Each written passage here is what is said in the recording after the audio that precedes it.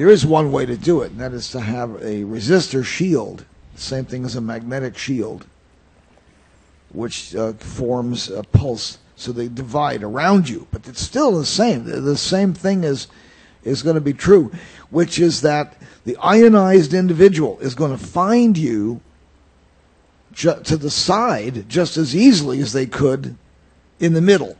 Okay, in fact, maybe even easier because there's a little bit less pressure to keep moving on. Now, what is moving those corpuscles is karmic wind.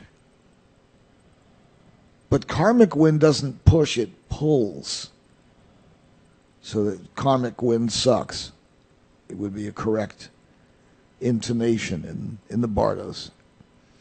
So you have this karmic wind that is rushing these corpuscles along, and then you are there on the side. You're not trying to attract anything, right? You're not trying to attract anything. Well, no. You're there. You're there. It's there. You're maintaining that roadside attraction. You're not attracting them yourself, not to you, not to anything that you're doing. You're just maintaining a roadside attraction. You might have to be doing the thing.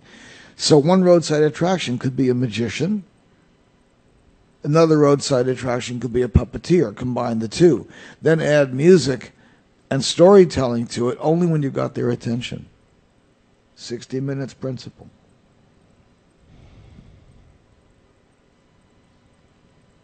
You want to run over, those are people who haven't heard this, the 60 minutes concept. It's impossible to imagine, but it is true. Well, we have a lot of new folks on with us today. 60 minutes principle is very straightforward. It's just that you won't believe it for a while. But these in the advertising business, in the case you're forced to believe it. You live with it every day. You cannot give information without attention. You cannot get attention unless you have the. And the interest has to be something that's very personal to them. It's their interest, not your interest or an interest they should have or would have or could have. Or you wish they had. It is their actual interest. Yeah, and so add the word now. You go for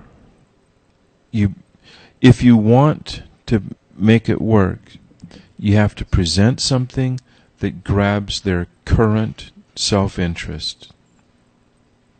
Whatever their current self-interest is, that is the first hook. Once you have their current self-interest, then you have the possibility of getting their attention. Only after you have their attention can you pass on information. Now, a very common mistake that people make is they attempt to use information as a way of grabbing interest and or attention. That's upside down backwards. That doesn't work. A parade of information doesn't actually get interest. It doesn't stimulate interest. You may accidentally say something that does stimulate interest, but it's not the informational content. It's just something in there, a word that somehow stimulates their current self-interest. And when I say self-interest, it's not information, it's not interest in themselves, it's just their personal interest. The interest that they have.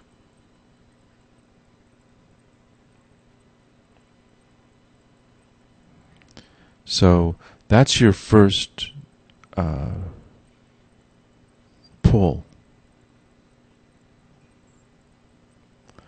As the corpuscles are moving along the stream, something in what your signage, your setup, your action, your activity, the sound stimulates their interest. It doesn't create an interest. You cannot create interest. You stimulate a pre-existing interest. And it's got to be an interest that's appropriate to whatever is happening now.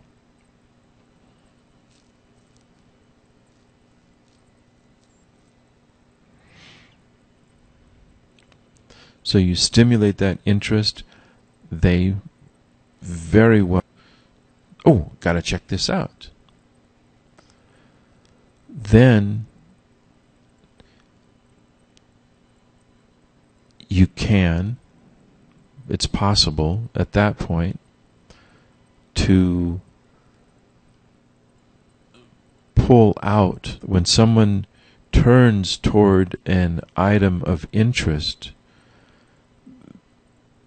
There is interaction, but it's not necessarily their attention. It starts with them looking and probing and, poking around with a stick because they are sorting through the impressions. Then once you get their attention, then you can pass on information. Now there's different kinds of activities. Some are better for stimulating interest. Some are better for nurturing attention, and some are better as information vehicles. If you study Carney,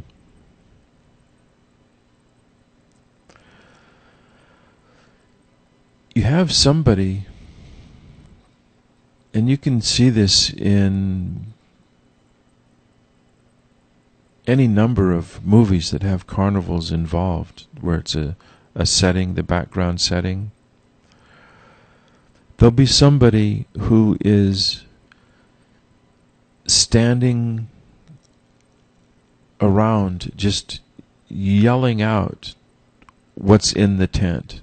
For 10 and 1 they'll do this. There may be little samples that are being demonstrated on the stage, but they're just little 1 minute, 2 minute previews of what you could see inside. And they're just spewing out this endless stream of stimulating content, basically. Hooks. They're just throwing worms and hooks out there to get folks pulled away from the crowd enough that the ticket guy can move them the next step, and then they go in the tent, at which point the show begins. They're put through the show.